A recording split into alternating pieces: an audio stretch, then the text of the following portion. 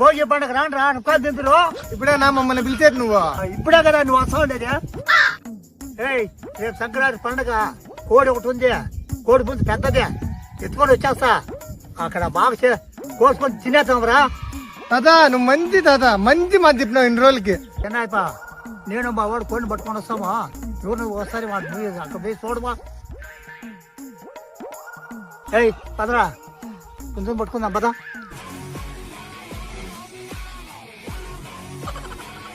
పత్తాత పదమ్మా.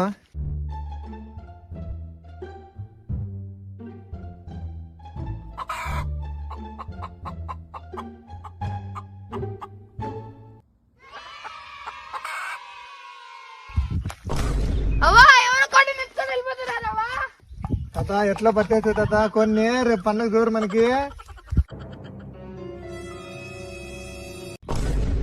అయిపోయింది నాకు మన కూడా తాత తాత ఎట్లా అట్లా తప్పించుకుంటారా?